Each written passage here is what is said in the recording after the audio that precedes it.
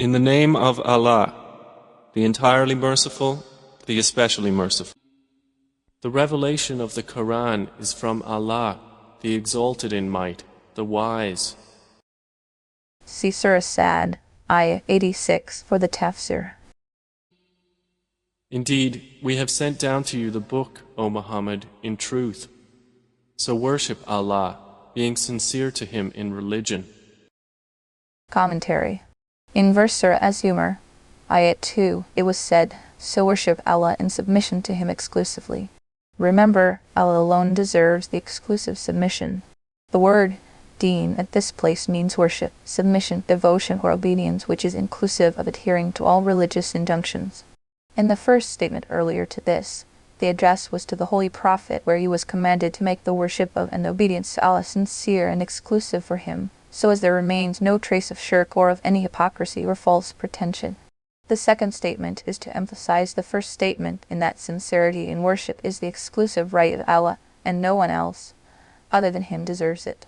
It has been reported from Sayyidina Abu Hurairah, may Allah be pleased with him, that someone submitted before the Holy Prophet, Ya Rasulallah, there are occasions when I give in charity or do a favor to somebody, but my intention gets mixed up. I do look forward to seek the pleasure of Allah thereby, but I also hope that people will praise me for it. The noble Prophet of Allah said, by the one in whose hands lies the life of Muhammad, Allah Ta'ala does not like anything in which someone or something else has been associated as a partner or share with Him. Then he recited the verse quoted here as the proof. Remember, Allah alone deserves the exclusive submission. Hutubai, acceptance of deeds with Allah depends on unalloyed measure of sincerity. Several verses of the Quran bear out that the deeds are not measured with Allah by numbers. Instead, they are measured by weight. For example, and we shall place scales to do justice on the day of judgment. Surah Al-Anbiya, Ayah 47. This verse read in juxtaposition with the verses cited above tell us that the value and weight of deeds is judged by the amount of sincerity with which they are performed, and it goes without saying that perfect sincerity cannot be achieved without perfect faith, because perfect sincerity means that one should not take someone as having intrinsic power to benefit or harm someone other than Allah, nor take someone other than Allah as disposer of one's acts, nor allow the thought of someone other than Allah enter into any act of worship or obedience of His volition. As for non-voluntary scruples, Allah Ta'ala forgives them. The noble Sahaba are the front line of Muslims. Their practice of prayers and good deeds may not appear to be very prominent numerically, but despite all this, the reason why the single insignificant most of their deeds was superior to the highest of the high deeds of the rest of the Ummah was no other but their very perfection of iman, faith, and perfection of ikhlas, sincerity. Unquestionably, for Allah is the pure religion. And those who take protectors besides Him say, we only worship them that they may bring us nearer to Allah in position. Indeed, Allah will judge between them concerning that over which they differ. Indeed, Allah does not guide he who is a liar and confirmed disbeliever. The next sentence in verse Surah Az-Zumar, Ayah 3 says, as for those who have taken to guardians other than Him, saying, we worship them for no other reason than that they would bring us near to Allah closely. Surah Az-Zumar, Ayah 3. This is a description of the creed of the mushriks of Arabia. Even the common people among them during that period of time more or less had the same belief that Allah Ta'ala is the Creator, owner and master in all matters. But when the shaitan instigated them, they started making idols in the image of angels, as they imagined they would be. They knew it well that these idols made by them had no consciousness, reason, or power, yet they believed that by showing their reverence for these idols, those angels, in whose images these idols are designed, will be pleased with them, and the angels have nearness to Allah. They compared Allah's nearness with that of the worldly kings, where a courtier who is pleased with someone could put in a good word for him with the king, and have him included among his inner circle. So they surmised that the angels too could recommend anyone they chose, very much like the royal courtiers of their world. But all these ideas they nursed were totally false. In fact, they were nothing but satanic deception. First of all, who can say whether or not these idols happen to be on the real form of the angels? And, even if they were, one cannot expect angels close to Allah showing their pleasure over being worshipped by somebody on the earth. In fact, they temperamentally hate everything that Allah Ta'ala does not like. In addition to that, angels cannot intercede on behalf of anyone before Allah on their own, unless they are allowed to make their intercession about a particular person. The verse of the Quran, and how many angels there are in the heavens whose intercession cannot benefit anyone at all, but after Allah allows it, for whomsoever He wills and pleases. In Najm, Surah An-Najm, Ayah 26 means exactly this. Even the polytheists of that period were better than the disbelievers of today. Modern-day materialistic disbelievers already deny the very existence of Allah Ta'ala, and would not demur when making audacious remarks against Him. Kufr or disbelief is now an imported stuff. Take the kufr that is imported from Europe. It may come in different colors and shades, like capitalism and communism. Yet there is a common denominator. God forbid, behold, nothing like God exists. We are masters of our destiny. There is no one to question us as to what we are doing. Terrible ingratitude indeed. As a consequence, peace has disappeared from the whole world. Ever new gadgets of comfort proliferate, but real comfort remains missing. Advancements in health care have never been at a level there today, but there's a matching abundance of diseases hitherto unheard of. Security arrangements, police guards, surveillance abound, but the graph of crime keeps rising. This craze for new instrumentation and gadgetry, and this relentless pursuit of pleasure and comfort through state-of-the-art objects one is being pushed to live with, or things, if someone cares to think about it, that have assumed the proportions of a curse for innocent human beings so fondly created by their Maker. As for the punishment of kufr in the hereafter, it is, as due for all disbelievers, an everlasting stay in the Jahannam. But one should not forget that this blind ingratitude could not go unaccounted for. The ungrateful person has to undergo some punishment for it within this world, for the reason that the ungrateful person used the blessings of Allah even to ride the skies, yet failed to thank Him for it. How apt is the Persian quip, in the middle of the house I forgot the master of the house. If Allah had intended to take a son, He could have chosen from what He creates whatever He willed. Exalted is He. He is Allah, the One, the Prevailing. The first sentence of verse Surah Az-Zumar, Ayah 4, had Allah opted to have a son of His own, is a refutation of the allegation of those who said that angels were the progeny of Allah. The idea was false and absurd. Taking it on as a supposition of the impossible, it was said, if Allah Ta'ala were to have, God forbid, any children, it goes without saying that it could not have happened without His intention and will, for it would have been impossible, as children are not imposed on anyone, definitely not so in the case of Allah. Then, suppose He had the intention, in which case, everyone other than Him happens to have been created Him, so He would have picked up one of them to be His progeny. Now, children have to be of the same genus as the Father, and the created cannot be of the same genus as the Creator. Therefore, the intention to have progeny from the created becomes impossible. He created the heavens and earth in truth. He wraps the night over the day and wraps the day over the night, and has subjected the sun and the moon, each running its course for a specified term. Unquestionably, He is the exalted in might, the perpetual forgiver. In verse Surah Az-Zumar, Ayah 5, it was said, He wraps the night over the day, and He wraps the day over the night. The word takwir means to throw something on top of the other, and thereby hide it. The Quran has elected to express the phenomenon of the alternation of the night and day in terms of common perception. When night comes, it is as if a curtain has been thrown against the light of the day, and when the day comes, the darkness of the night goes behind the curtain. Both the moon and the sun move. Later in verse Surah Az-Zumar, Ayah 5, it was said, each one of them moving for an appointed term. This tells us that both the sun and the moon move. Scientific researches in astronomy and geology are not the subject of the noble Quran or of any other scripture, but it is obligatory to believe in whatever appears there as a corollary in this matter. Scientific findings, old or new, keep changing all the time. Quranic facts are changeless. Whatever the cited verse tells us that the sun and the moon are both moving, believing in it is obligatory. Now, there remains the other matter. Does the rising and setting of the sun relate to the movement of the earth, or to the movement of these very planets? The Quran neither confirms nor rejects it. Hence, there is no hitch in accepting what experience or experiment bears out. He created you from one soul. Then He made from it its mate, and He produced for you from the grazing livestock 8 mates. He creates you in the wombs of your mothers, creation after creation, within 3 darknesses. That is Allah, your Lord. To Him belongs dominion. There is no deity except Him. So how are you averted? In verse Surah Az-Zumar, Ayah 6, it was said, and sent down for you 8 pairs of the cattle. The creation of the cattle has been expressed in this verse by saying that they have been sent down from the skies, whereby an indication has been given that a major factor in their creation is water that is sent down from sky. Therefore, it can be said that these two were as if sent down from the skies. The Noble Quran has used the same expression for human dress. We have sent down to you clothing, Surah Al-Araf, Ayah 26. Then, this word also appears in relation to some minerals, for instance iron, J, and we sent down iron, Surah Al-Hadid, Ayah 25. The purpose is to emphasize that these things were created through the intrinsic power of Allah Ta'ala, and that they were given to human beings as His blessings. Qutubai, towards the later part of verse Surah Az-Zumar, Ayah 6, it was said, He creates you in the wombs of your mothers, creation after creation, in 3 layers of darkness. Here, some clues to the mysteries of divine power that work in the creation of man have been released.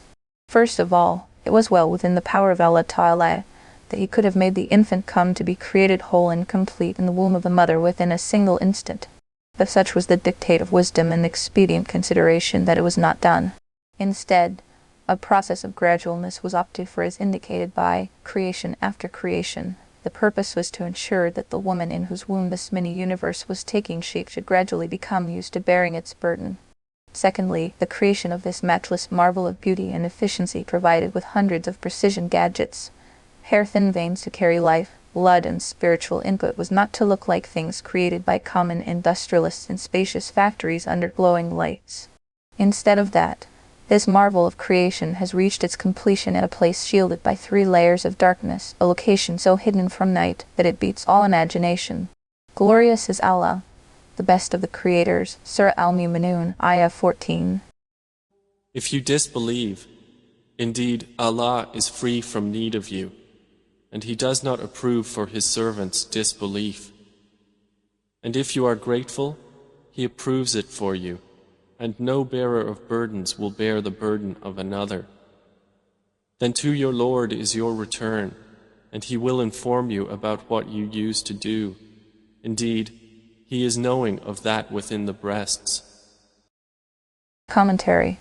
In the opening verse Surah Az-Zumar, Ayah 7, it was said, if you disbelieve, then Allah does not need you at all. That is, neither does your faith bring any benefit to Allah Ta'ala, nor does your disbelief or ingratitude any loss. According to a hadith in Sahih Muslim, Allah Ta'ala said, O my servants, even if the first and the last among you and the humans and the jinns, all of them were to fall in sin and disobedience, it does not affect my power and authority in the least. Ibn Kathir, next it was said, however, He does not like for His servants to be disbelievers. The word rida means love, liking, pleasure, or to intend to do something without objection. Its antonym, sakat, means to detest something or take it to be objectionable even if it is coupled with intention. Ruling. Allah's Son Jama believe that nothing good or bad, faith or disbelief can come into existence without the will and intention of Allah Ta'ala. Therefore, for everything to come into existence, the intention of Allah Ta'ala is a binding condition. However, the pleasure and favor of Allah Ta'ala relates to a man, faith, and good deeds only. Kufr, disbelief, shirk, ascribing of partners to Allah, and acts of disobedience are things He does not like. Shaykh al-Islam Nawawi writes in his book, Al-Nuzawadi Dawabit, the creed, madhan, of people who follow the truth, Uluhat is to believe in destiny, Al-Qadr, and that all existence, good or bad, come into existence under the decision, Qada, and destination, Qadar, of Allah Ta'ala, and Allah Ta'ala does make the intention to create these, but He dislikes acts of disobedience and sin, though the intention of creating these materializes in view of some wise consideration, which He alone knows in His most exalted majesty. Ro'ul ma'ani. And when adversity touches man, he calls upon his Lord, turning to Him alone. Then when He bestows on him a favor from Himself, he forgets Him whom he called upon before, and he attributes to Allah equals to mislead people from His way. Say, enjoy your disbelief for a little. Indeed, you are of the companions of the fire. See Surah Az-Zumar, Ayah 7, for the Tafsir. Is one who is devoutly obedient during periods of the night, prostrating and standing in prayer, fearing the hereafter and hoping for the mercy of his Lord, like one who does not? Say, are those who know equal to those who do not know? Only they will remember who are people of understanding. In the first sentence of verse Surah Az-Zumar, Ayah 9, it was said, can such people be equal to the one who worships during the hours of the night, prostrating and standing, fearing the hereafter and having hopes in his Lord's mercy? The first word, Aman, is a combination of two words, and an interrogative particle, and man, relative pronoun. Before this sentence, the disbelievers have told on behalf of Allah Ta'ala that they can go ahead and enjoy the fruits of their disbelief and sin during this mortal life, but finally they are doomed to stove the fire of Jahannam. After then, the present sentence takes up the description of an obedient believer that has been initiated with the question word of Aman. Scholars of exegesis have said that there is an ellipsis of the sentence that should have appeared earlier. That is, the disbeliever will be told, "Are you better?" Or is it the obedient believer who has been mentioned later? The word Kenet has been explained variously. That which comprehends all these meanings comes from Sayyid ibn Masud, may Allah be pleased with him. According to him, it means devotedly obedient.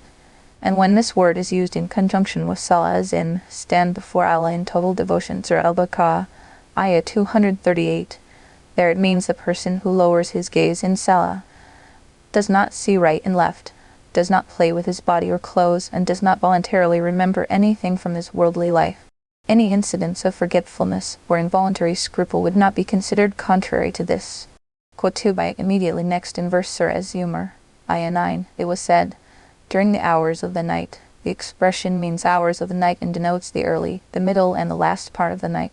Sayyidina ibn Abbas, may Allah be pleased with him, said that a person who wishes that Allah Ta'ala would make the reckoning on the plains of resurrection easy on him should so manage himself that Allah Ta'ala finds him in the state of sujud, prostration, and qiyam, stance of standing, during the darkness of the night, in an emotional condition in which he is concerned about his fate in the hereafter, yet is hoping for the mercy of Allah. Some early commentators have identified the time between Maghrib and Isha also as included in the expression Anol Lail Qutubai. Say, O my servants who have believed, fear your Lord. For those who do good in this world is good, and the earth of Allah is spacious. Indeed, the patient will be given their reward without account. In verse Surah Az-Zumar, Ayah 10, it was said, and the earth of Allah is wide. In the sentence previous to this, good deeds had been enjoined. This might prompt someone to come up with the excuse, the city or country in which I live, or the social milieu I am stuck with around me stops me from doing good deeds. This sentence carries an answer to this excuse if you find adherence to Islamic legal injunctions difficult while living in some particular country, city or social sitta, then leave it. The earth of Allah is wide enough. Go and live at a place and in a surrounding that is conducive to remaining obedient to divine commandments. This persuades one to migrate from a place living in which one cannot dutifully follow and observe what has been enjoined by his religion. Some rules relating to Hera, immigration, have already appeared in the commentary on Surah An-Nisa, Maarif-ul-Qur'an, Volume Roman 2, Index p. 659. See under Hera. In the last sentence of verse Surah Az-Zumar, Ayah 10, it was said, certainly those who observe patience will be given their reward in full without measure. The expression, big hairy hisab, without measure, means that the reward of those who endure ordeals will not be given to them under some predetermined calculations or measures. Instead, it will be sans calculation, sans reckoning, in a spirit of generosity at its most sublime, as mentioned in a hadith narration that follows. Some others have interpreted this expression in the sense of request or claim, that is, in this worldly life, should someone have some right due on someone, he has to initiate the claim for it. But with Allah, those who observe patience will be given their reward without any request or claim. Qatada reports from Sayyid ibn Anas, may Allah be pleased with him, that the Holy Prophet said, on the Day of Judgment, a scale of justice will be set in place. When people who had given sadaqah, charity, come forward, whatever they had given will be weighed, and they will be given their full reward against it. Similarly, the acts of worship such as Salah and Hajj will be weighed, and its reward would be duly given to those who had performed these. And when come those who had stood patient against trials and tribulations, for them there will be no measure and weight. Instead, their return and reward will be rolled down towards them without calculation, measure, or reckoning, because Allah Ta'ala has said, certainly those who observe patience will be given their reward in full without measure. Surah Az-Zumar, Ayah 10, so much so that people who had lived their life of the mortal world in perfect peace and comfort would wish, alas, had our bodies been shredded with scissors during our life in the mortal world, we too would have earned a similar return for our endurance and patience against trials. Imam Malik, may Allah have mercy on him, has taken as-sabran in this verse to mean people who endure hardships and remain patient over sorrows of the mortal life. Some elders have said that it means people who hold their self in check against acts of disobedience and sin. Qurtubi says when the word sabir, patient, is uttered unaccompanied by some other word, it invariably means a person who observes patience against hardships caused during the process of making one's desiring self abstain from sins. And when the word sabir is used for a person who remains patient against distress, it is coupled with some other words, one who is patient against such and such distress. Allah knows best. Say, O Muhammad, indeed, I have been commanded to worship Allah, being sincere to Him in religion. See Surah Az-Zumar, Ayah 10 for the Tafsir. And I have been commanded to be the first among you of the Muslims. See Surah Az-Zumar, Ayah 10 for the Tafsir. Say, indeed I fear, if I should disobey my Lord, the punishment of a tremendous day. See Surah Az-Zumar, Ayah 10 for the Tafsir. Say, Allah alone do I worship, sincere to Him in my religion. See Surah Az-Zumar, Ayah 10 for the Tafsir. So worship what you will besides Him. Say, indeed, the losers are the ones who will lose themselves and their families on the day of resurrection. Unquestionably, that is the manifest loss. See Surah Az-Zumar, Ayah 10 for the Tafsir. They will have canopies of fire above them, and below them canopies. By that Allah threatens His servants. O my servants, then fear me. See Surah Az-Zumar, Ayah 10 for the Tafsir. But those who have avoided Taghut, lest they worship it, and turned back to Allah, for them are good tidings. So give good tidings to my servants. See Surah Az-Zumar, Ayah 10 for the Tafsir. Who listen to speech and follow the best of it, those are the ones Allah has guided, and those are people of understanding. Commentary. In the Tafsir of verses Surah Az-Zumar, Ayah 17 to 18, so, give the good news to my servants who listen to what is said, then follow the best of it. Those are the ones whom Allah has guided, and those are the ones who possess understanding. There are several views expressed by learned commentators. One of these is what Ibn Kathir has opted for. Maulana Ashraf Ali Thanvi has also gone by it. According to this view, the word al-Qur'an, what is said, used here means Quran, the word of Allah, or it means the Quran inclusive of the teachings of the Holy Prophet, and all of it is but the best.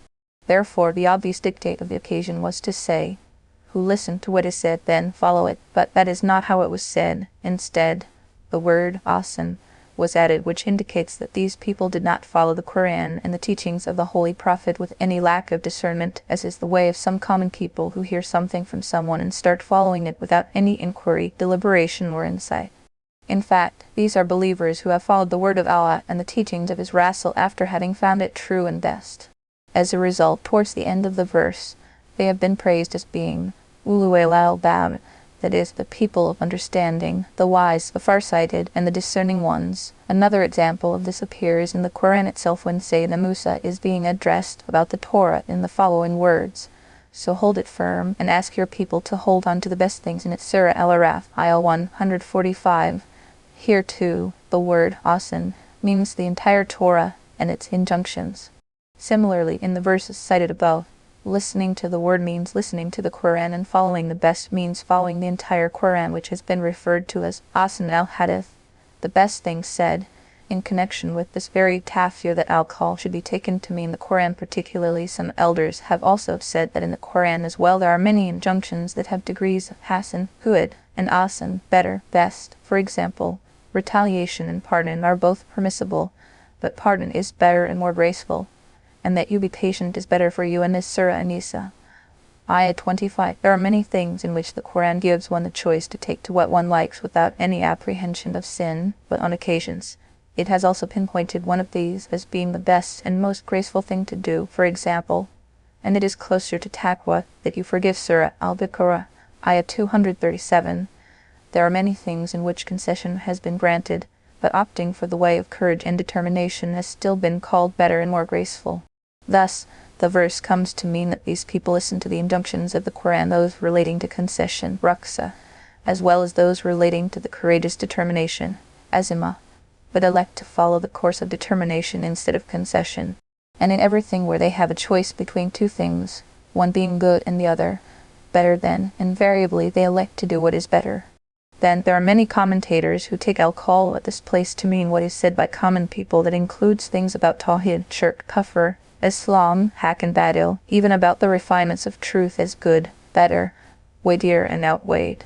If we were to follow this tafsir, the verse would mean that, as far as listening is concerned, these people do listen to what everyone has to say, be they disbelievers or believer, be it truth or falsehood, good or bad, everything, but when it comes to following, they follow only that which is the best. Thus, they follow tawhid, not shirk, haq, truth, not badil, falsehood, and if they have to choose between the degrees of haq, they follow that which is better and weightier.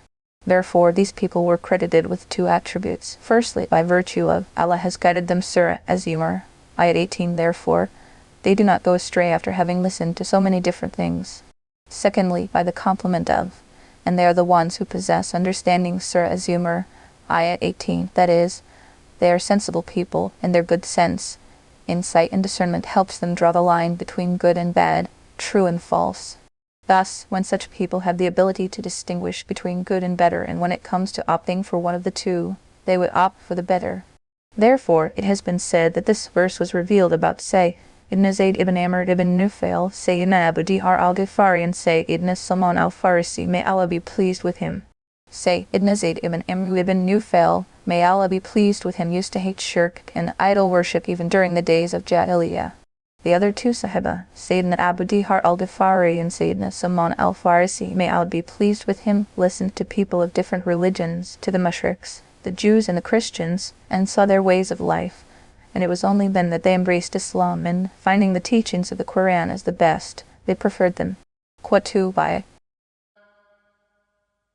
Then, is one who has deserved the decree of punishment to be guided? Then, can you save one who is in the fire? See Surah Az-Zumar, Ayah 18, for the tafsir.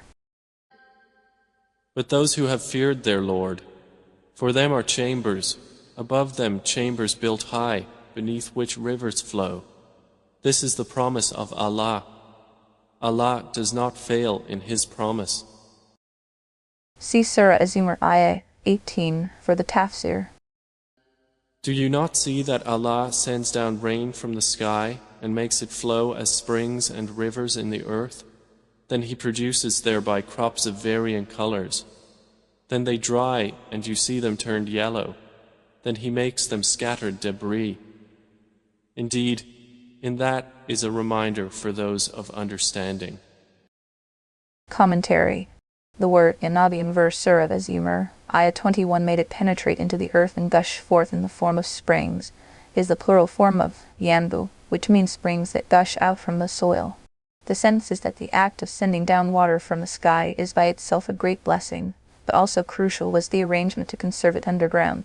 But for this arrangement to save this blessing of water, its users would have derived benefit from it only at the time of rains, or for a few days following it.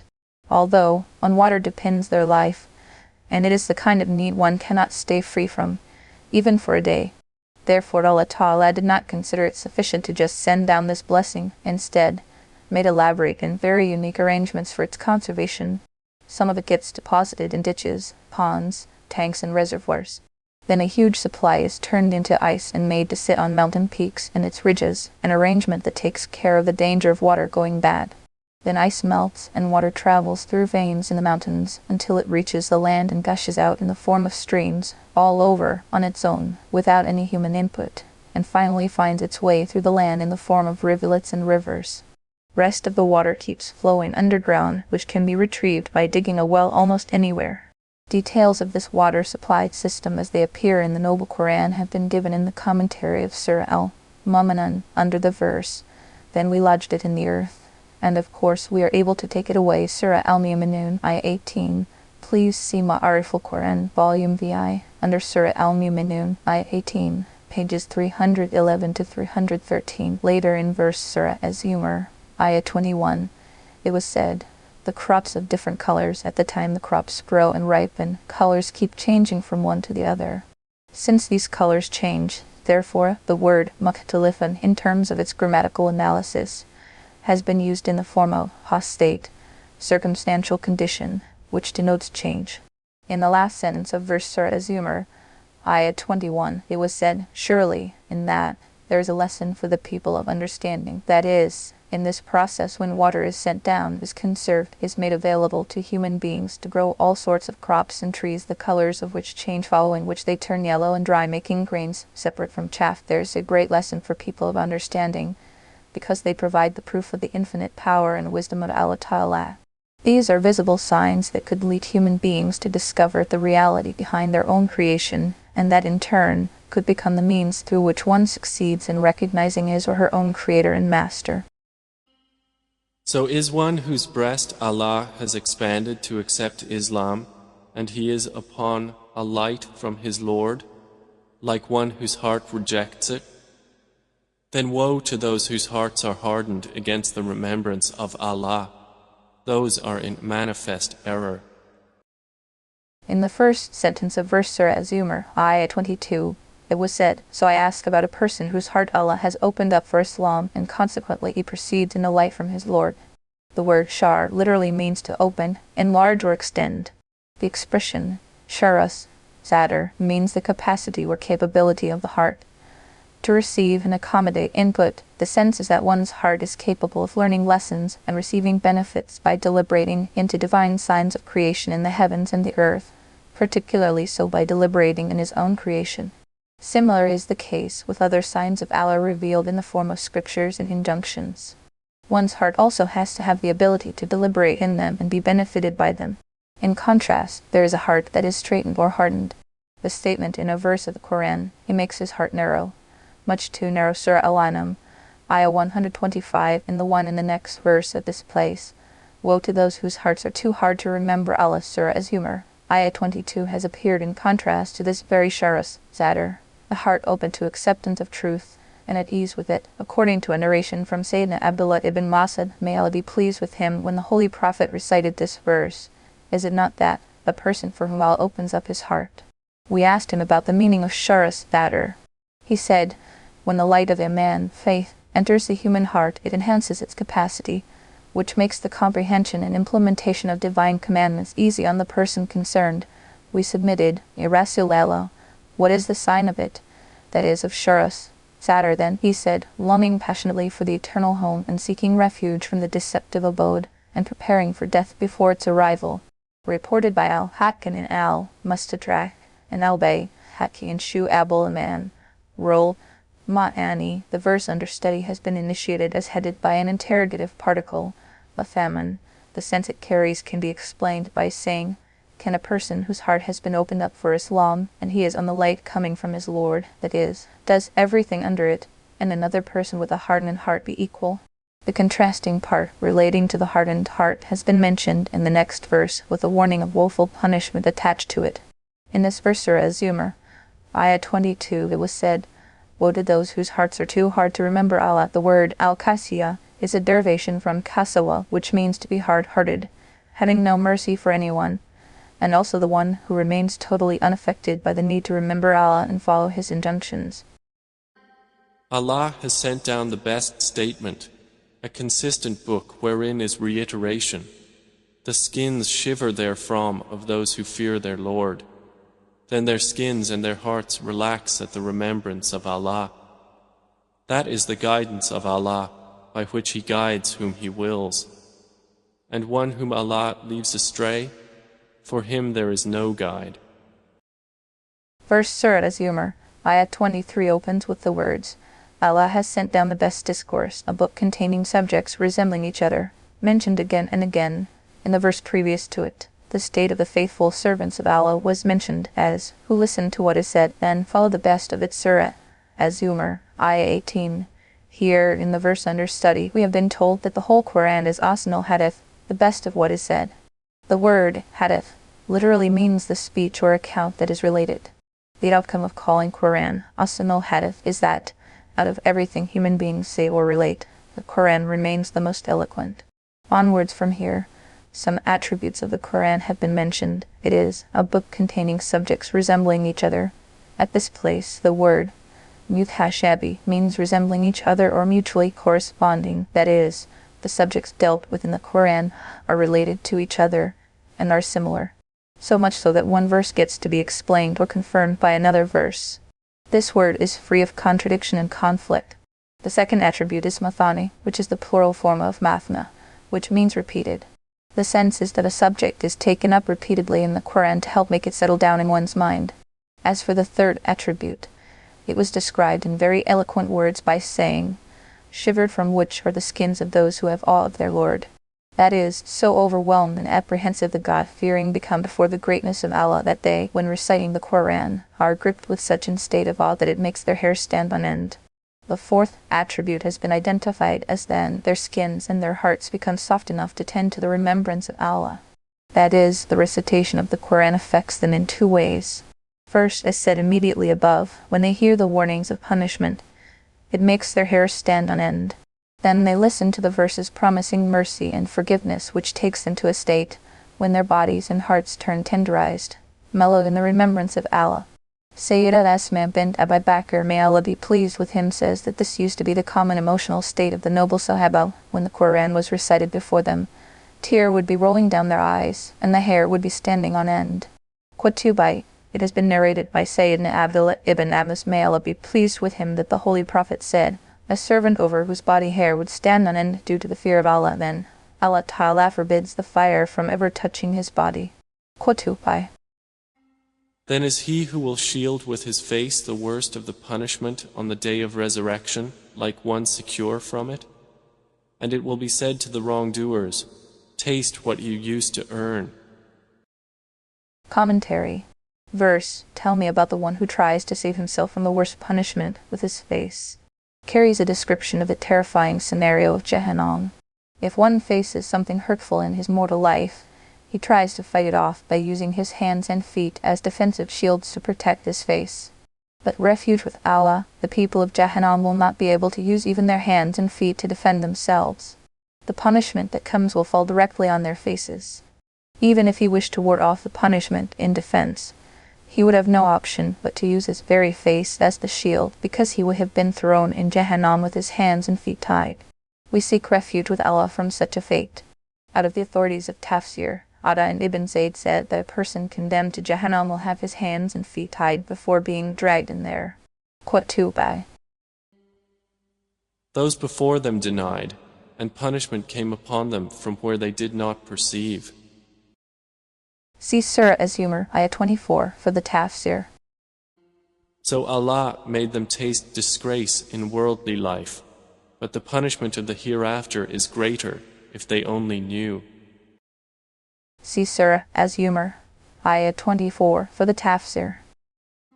And we have certainly presented for the people in this Quran from every kind of example, that they might remember. See Surah Az-Zumar, Ayah 24, for the Tafsir. It is an Arabic Quran, without any deviance, that they might become righteous. See Surah Az-Zumar, Ayah 24, for the Tafsir. Allah presents an example, a slave owned by quarreling partners and another belonging exclusively to one man. Are they equal in comparison? Praise be to Allah, but most of them do not know. See Surah Az-Zumar, Ayah 24, for the Tafsir.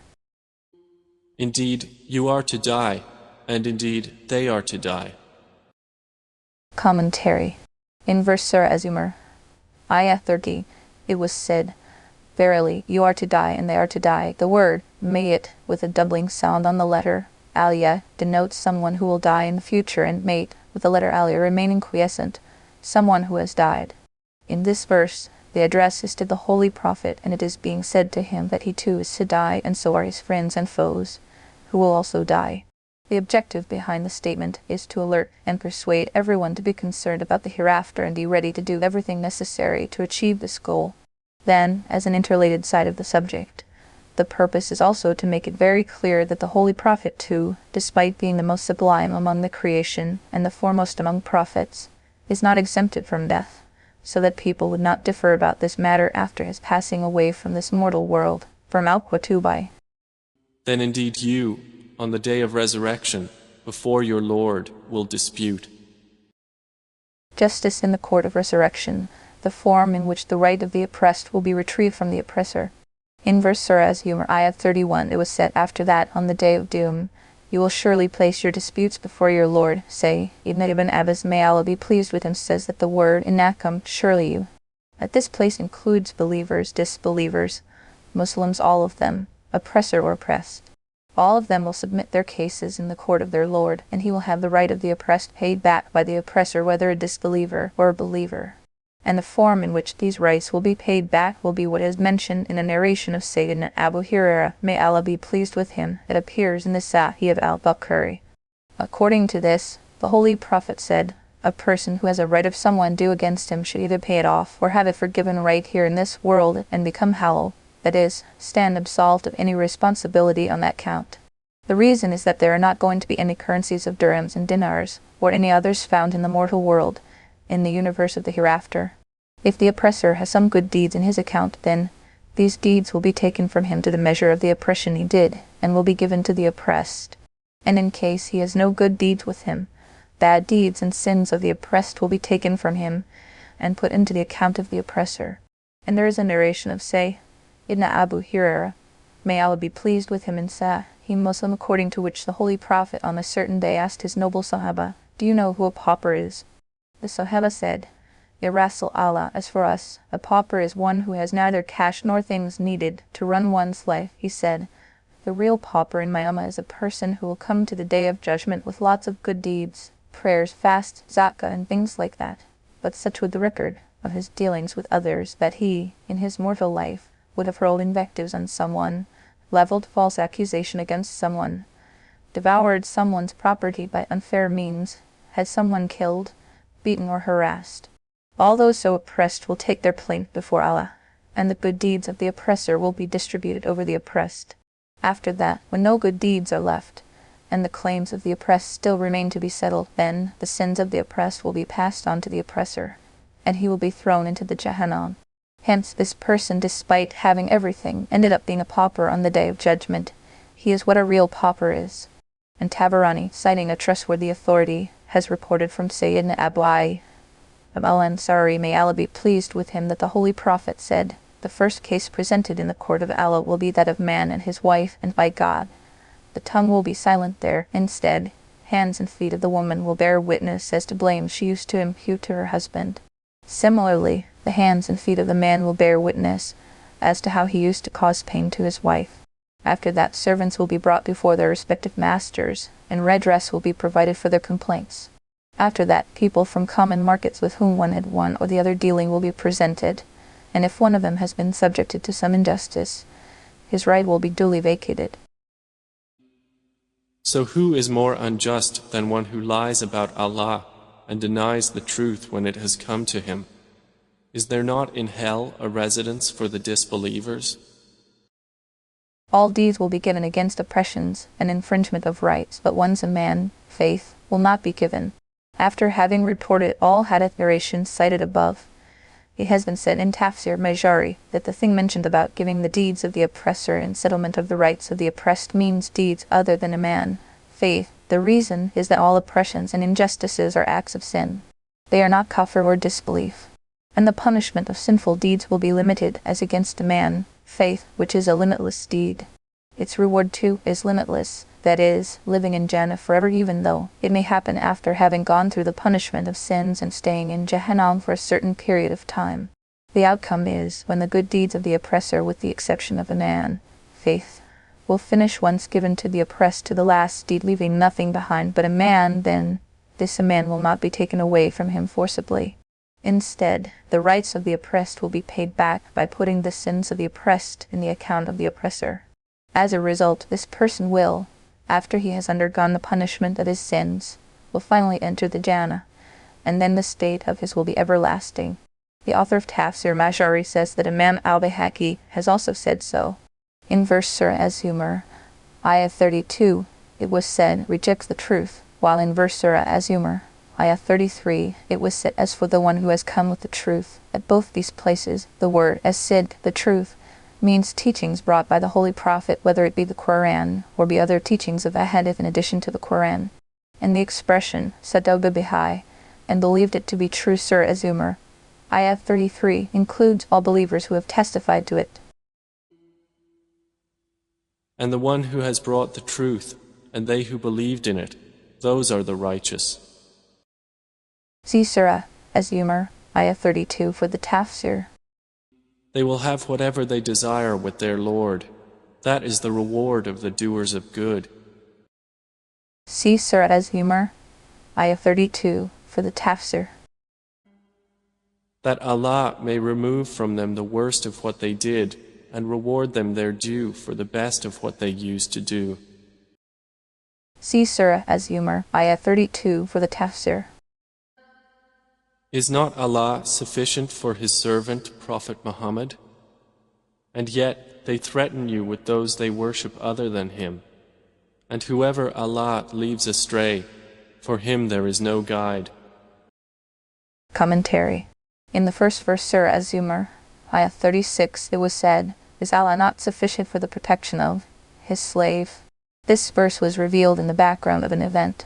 The disbelievers had threatened the Holy Prophet and his noble Sahaba by saying that, should they act irreverently against their idols, they would never escape the curse of these idols, something very lethal to face. In reply, they were told, is Allah not sufficient for His slave? Therefore, some commentators have taken Abdahu, his slave, here to mean a particular slave of Allah, that is, the Holy Prophet. Maulana Ashraf Ali Thanvi, may Allah have mercy on him, a summary of whose tafsir appears in the original edition of Maarif-ul-Qur'an, has also opted for this very tafsir.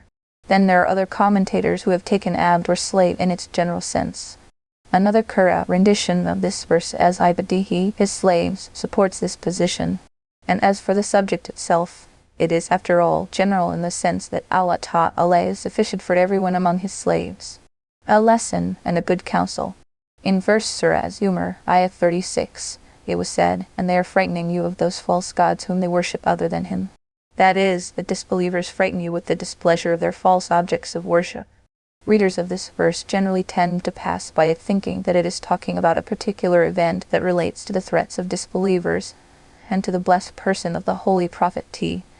Hence they would not exert enough to find out the guidance that it has for us. Although it is an open fact that anyone who threatens a Muslim on the ground that, should he not do such and such haram act per sin, his superiors at whose mercy he is, will be displeased with him, and may even hurt him, is also included under this verse, even if the person giving a threat is a Muslim, and the person he is being threatened of is also no one else but a Muslim, virtually Muslims on both sides. And these are terrible times for all. This happens all over the world, in most jobs they do. They have to face a dilemma.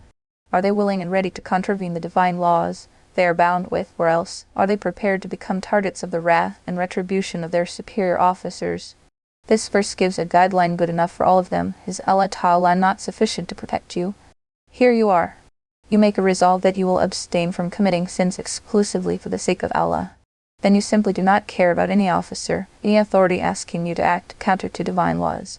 If you do just that, the help and support of Allah Ta'ala shall be with you. The worst that can happen is that you may lose that job. So what? Allah Ta'ala will make some other arrangement for your sustenance. And for that matter, it is typical of a believer that he himself keeps trying to find a suitable job elsewhere, after which he is placed in a position of leaving it immediately. And whoever Allah guides, for him there is no misleader. Is not Allah exalted in might and owner of retribution? See Surah Az-Zumar, Ayah 36, for the tafsir. And if you asked them, who created the heavens and the earth, they would surely say, Allah. Say, then have you considered what you invoke besides Allah? If Allah intended me harm, are they removers of His harm? Or if He intended me mercy, are they withholders of His mercy? Say, sufficient for me is Allah. Upon Him alone rely the wise reliers. See Surah Az-Zumar, Ayah 36 for the Tafsir. Say, O my people, work according to your position, for indeed I am working, and you are going to know. See Surah Az-Zumar, Ayah 36 for the Tafsir. To whom will come a torment disgracing him, and on whom will descend an enduring punishment. See Surah Az-Zumar, Ayah 36 for the Tafsir. Indeed, we sent down to you the book for the people in truth. So whoever is guided, it is for the benefit of his soul, and whoever goes astray only goes astray to its detriment, and you are not a manager over them. See Surah Az-Zumar, Ayah 36 for the Tafsir. Allah takes the souls at the time of their death, and those that do not die He takes during their sleep. Then He keeps those for which He has decreed death and releases the others for a specified term. Indeed, in that are signs for a people who give thought. Commentary. The time to sleep and the time to die. How is the soul exacted, and what is the difference between the two? In verse Surah Az-Zumar, Ayah 42, it was said, Allah fully takes away the souls of the people at the time of their death and of those who do not die in their sleep. The word tawafa literally means to receive, to take back exact. In this verse, Allah Ta'ala has stated very clearly and emphatically that the spirits or souls, arwah, of living beings are under the free will and discretionary dispensation of Allah Ta'ala at all times and under all conditions. He can seize, exact, and take them back at will.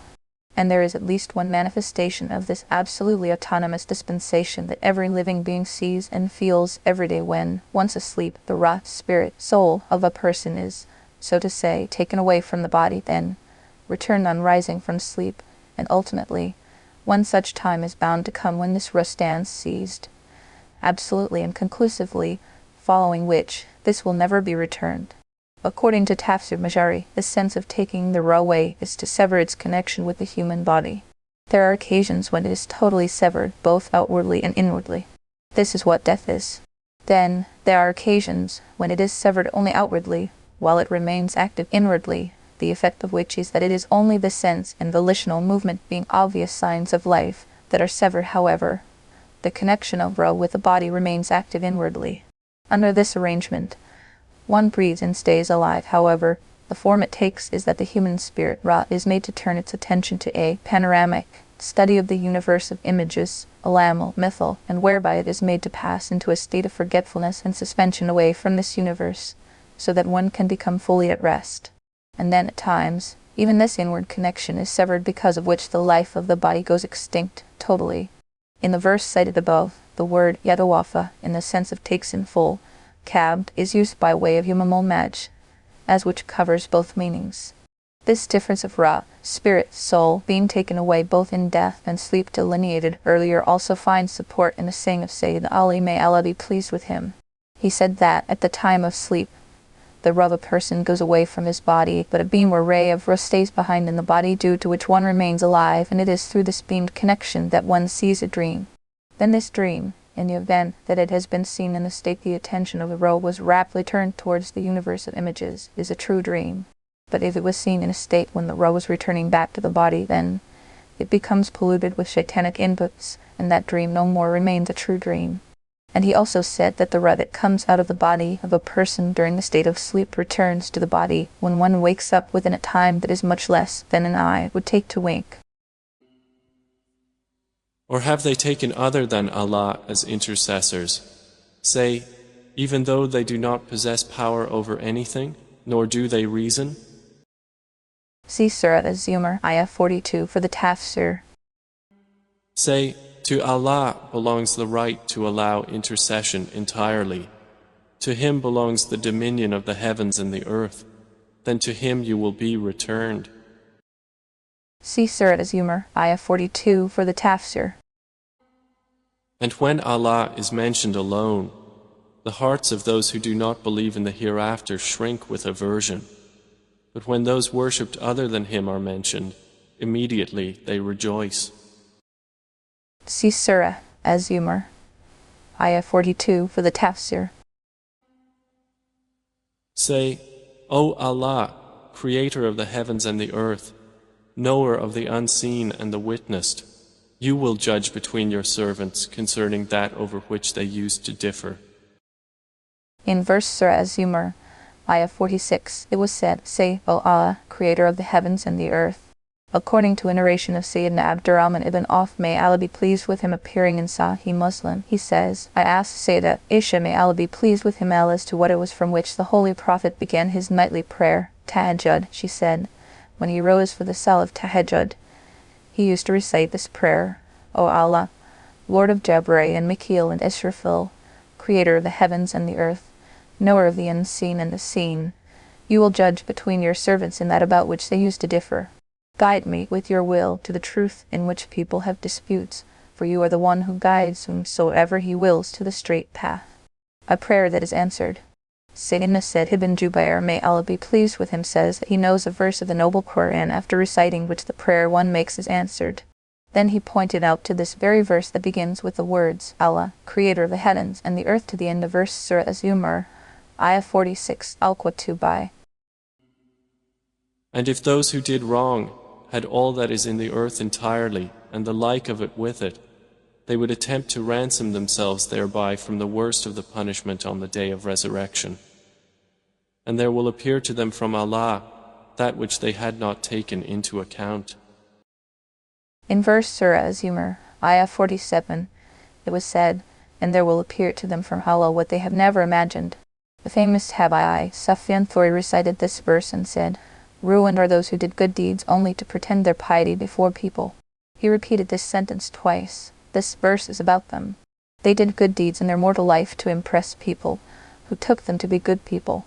Even they themselves used to deceive themselves by thinking that these deeds will become a source of salvation for them in the hereafter.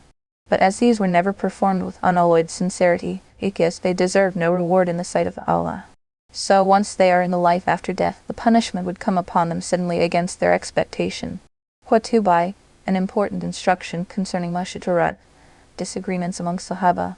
Someone asked Rabbi Ibn al-Qaitham about the Shahada, martyrdom of Sayyidina Hussein, may Allah be pleased with him. He sighed and recited the verse Surah Az-Zumar, Ayah 46, O Allah, Creator of the heavens and the earth, Knower of the unseen and the seen, you will judge between your servants. And said, whenever you have a doubt in your heart about the mutual difference of the noble Sahaba, do recite this verse. Tafsir Roll Ma'ani reports this statement and then says, this teaches us the best etiquette in regard to this issue, and is something one should always bear in mind. And there will appear to them the evils they had earned, and they will be enveloped by what they used to ridicule. See Surah Az-Zumar, Ayah 47, for the Tafsir. And when adversity touches man, he calls upon us. Then when we bestow on him a favor from us, he says, I have only been given it because of my knowledge.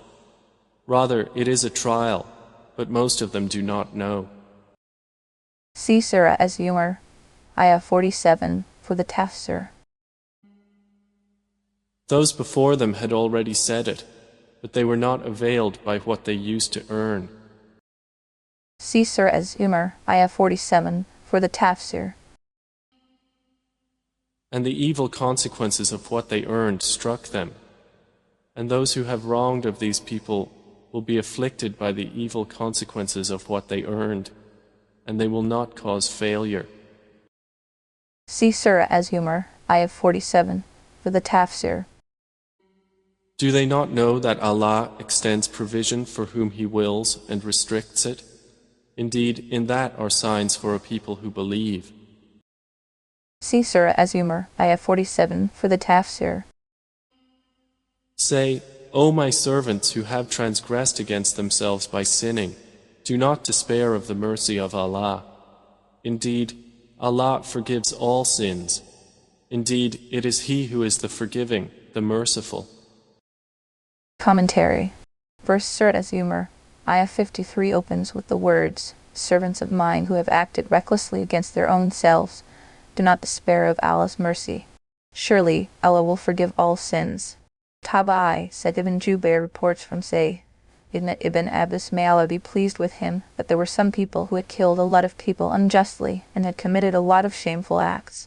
They came to the Holy Prophet and submitted before him. The religion you invite us to is, no doubt, very good, but we have a problem. We think about all those major sins we have already committed. Now, if we were to become Muslims, do you hope that our repentance will be accepted? Thereupon, Allah Ta'ala revealed this verse to the Holy Prophet, reported by Al-Bukhari in that sense, Al-Qutubi. Therefore, the outcome of the subject taken up in the verse comes to be that, well before death arrives, the repentance made from sins, no matter how serious, even from kufr, disbelief, and shirk, ascribing of partners to Allah, gets to be accepted.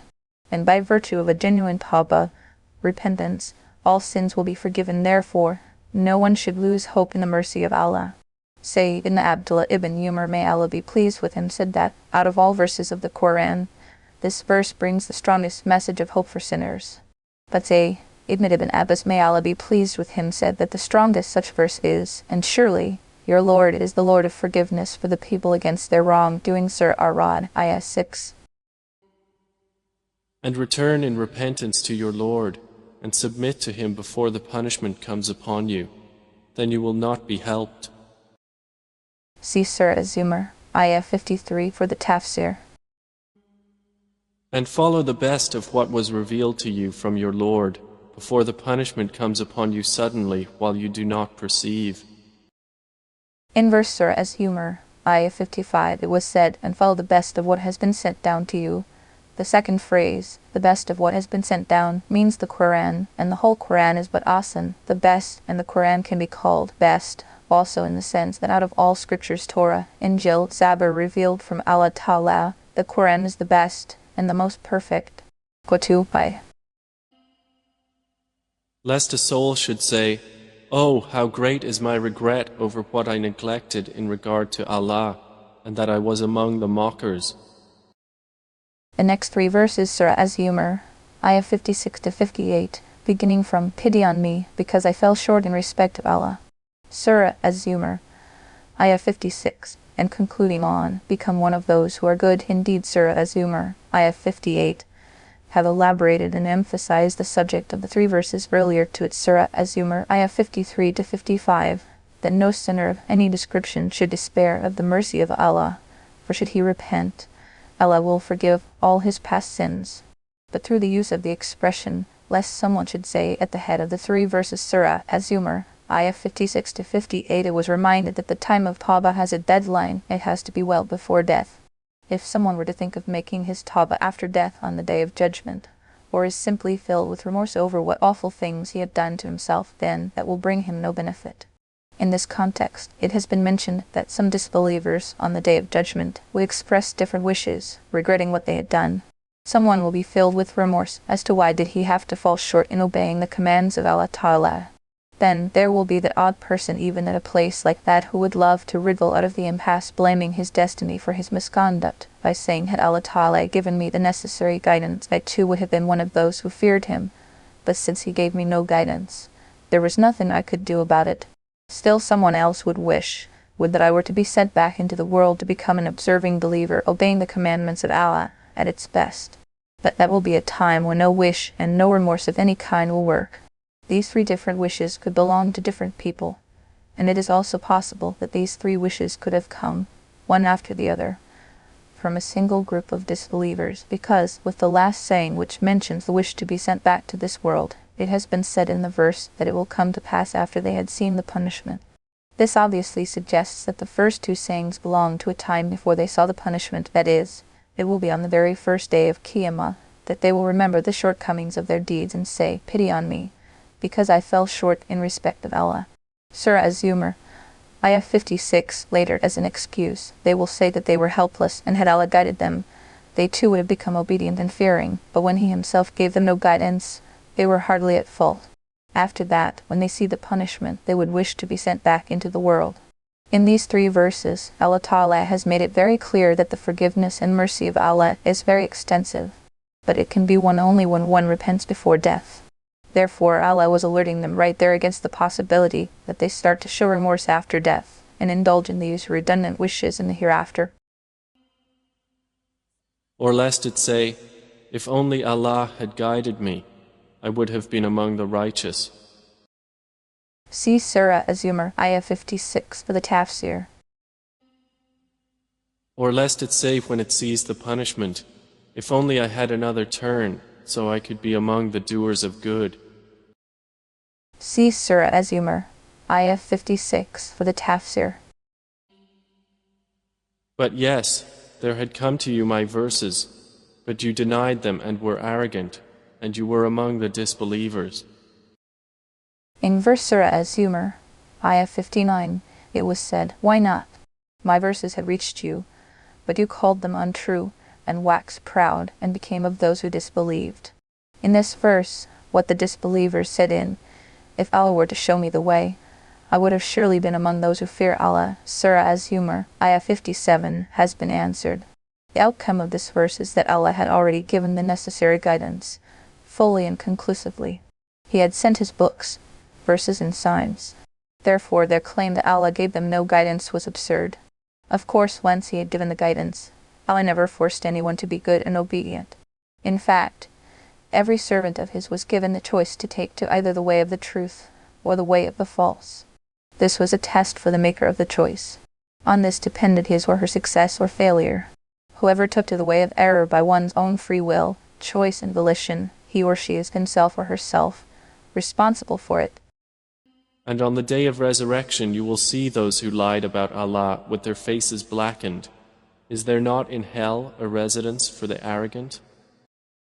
See Surah Az-Zumar, Ayah 59 for the Tafsir. And Allah will save those who feared Him by their attainment. No evil will touch them, nor will they grieve. See Surah Az-Zumar, Ayah 59 for the Tafsir. Allah is the creator of all things, and He is, over all things, disposer of affairs. See Surah Az-Zumar, Ayah 59 for the Tafsir.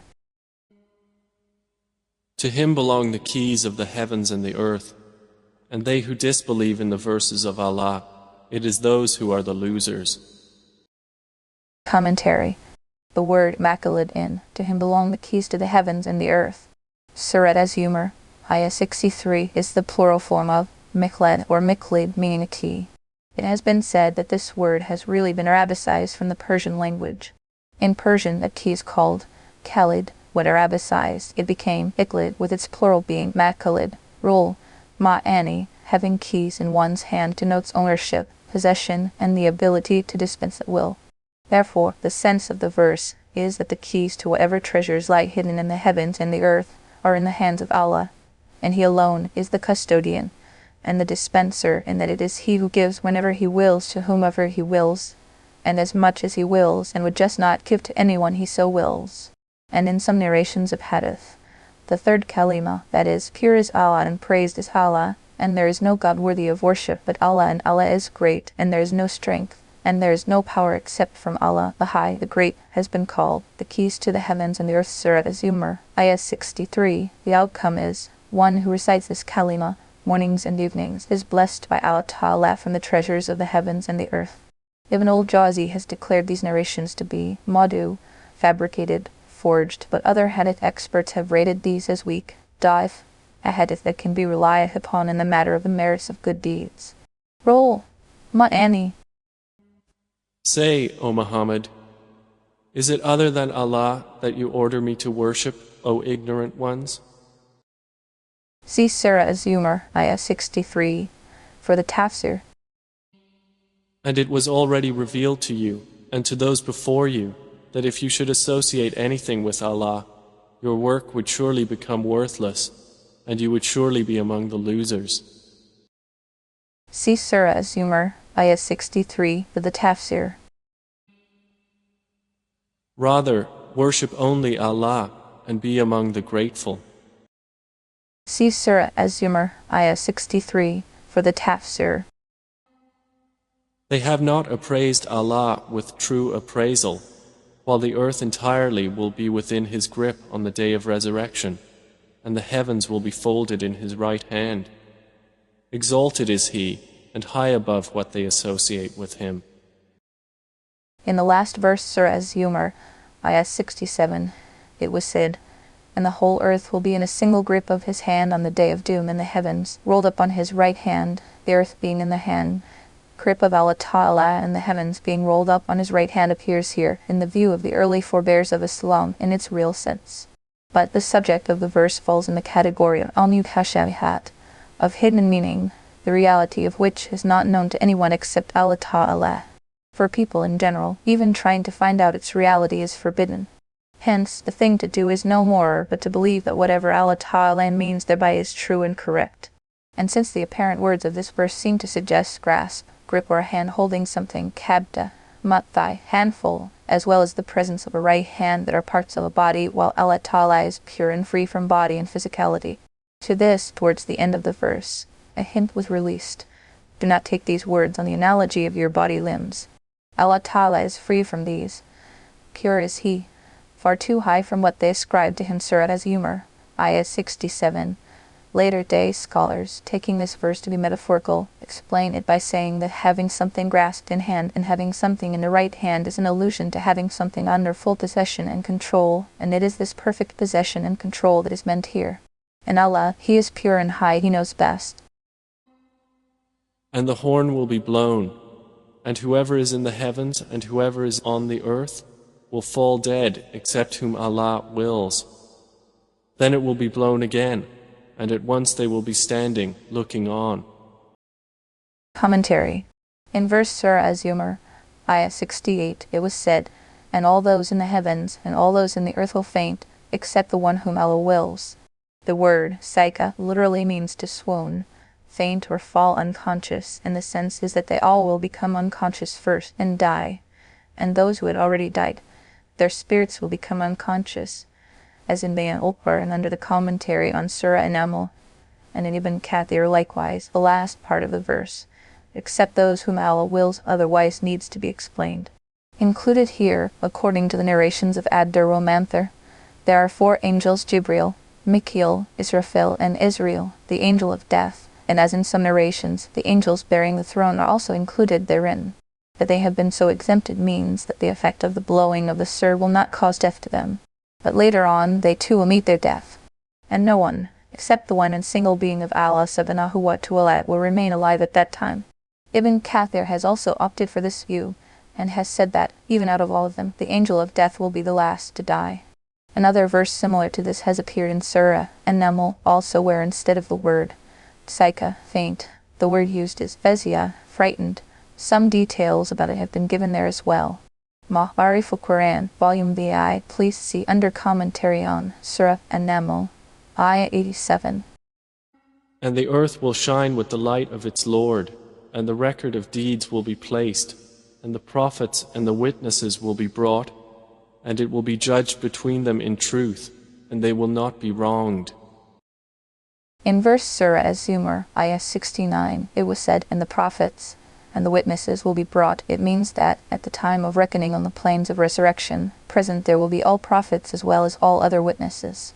The prophets themselves will also be among the witnesses, as said in the Qur'an, "We shall bring a witness from every community." in Nisa, Surah Nisa, ayah 41, and angels too will be among the witnesses, as in the Qur'an, with each someone meaning an angel to drive and someone meaning an angel to bear witness. Kaf, Surah Kaf, ayah 21, where the identity of the driver and the witness has been clearly established as being the angels. Tafsir Ad-Durr-Manther. And among the witnesses, there will be the followers of the Prophet of Islam, as in the Qur'an, and so that you become witnesses to other people. Surah Al-Hajj, ayah 78. And for that matter, even one's own body limbs will appear as witnesses, as said in the Qur'an. Their hands will speak to us and their feet will bear witness in Surah Yasin, ayah 65. And every soul will be fully compensated for what it did, and He is most knowing of what they do. See Surah Az-Zumar, ayah 69 for the tafsir. And those who disbelieved will be driven to hell in groups until when they reach it, its gates are opened and its keepers will say, "Did there not come to you messengers from yourselves?" reciting to you the verses of your Lord, and warning you of the meeting of this day of yours. They will say, yes, but the word of punishment has come into effect upon the disbelievers. See Surah Az-Zumar, Ayah 69, for the Tafsir. To them it will be said, enter the gates of hell to abide eternally therein, and wretched is the residence of the arrogant. See Surah Az-Zumar, Ayah 69, for the Tafsir. But those who feared their Lord will be driven to paradise in groups, until when they reach it while its gates have been opened and its keepers say, peace be upon you, you have become pure. So enter it to abide eternally therein. They will enter. See Surah Az-Zumar, Ayah 69, for the Tafsir. And they will say, praise to Allah, who has fulfilled for us His promise, and made us inherit the earth so we may settle in paradise wherever we will. And excellent is the reward of righteous workers. In verse Surah Az-Zumar, Ayah 74, it was said, we can dwell anywhere we wish in Jannah. The sense is that, apart from their own special dwelling places, the people of Jannah will be allowed to visit others there and take pleasure trips around. Tabarani, Abu Naim and Dia have reported, through a chain rated as Hassan, from Sayyidah Aisha, may Allah be pleased with him, that someone came to the Holy Prophet and said to him, Ya Rasul Allah, I love you so much that I keep thinking of you even when I go back home, and I remain uncomfortable and impatient until I return to you. But when I remember my death and remember your death, then it occurs to me that you will be in the higher stations of Jannah, even if I reach there somehow. It is certain that I shall be on a level much below it. My worry is, how am I going to see you? The Holy Prophet heard what he said, but he remained silent until came the angel Jibril with the following verse, and those who obey Allah and the Messenger are with those whom Allah has blessed, namely the prophets, the Siddiqin, the Shuhada, and the righteous, and what a good company they are. Surah An-Nisa, Ayah 69. Siddiq lexically means very truthful. In the Islamic terminology, it normally refers to those companions of a prophet who excel all others in their submission to Allah and His Messenger. They enjoy the highest status of piety after the prophets, like, say, Ibn Abu Bakr. Shuhada, P1 of Shahid, means the persons who sacrificed their lives in the way of Allah. The word has not been translated here by the word martyr, which sometimes is taken as an equivalent of shahid, because the word martyr is also applied for the persons killed in ethnic or racial wars, while they may not be termed as shuhada in the Islamic terminology. In this verse, it was clearly stated that Muslims who obey Allah and the Messenger would invariably be with the prophets and those others mentioned therein. Then, from the verse under study, we also come to understand that they will be allowed to visit higher stations of Jannah. May Allah Ta'ala, in His mercy, make us join up with them in Jannah. And you will see the angels surrounding the throne, exalting Allah with praise of their Lord. And it will be judged between them in truth, and it will be said, all praise to Allah, Lord of the worlds. See Surah Az-Zumar, Ayat 74, for the Tafsir.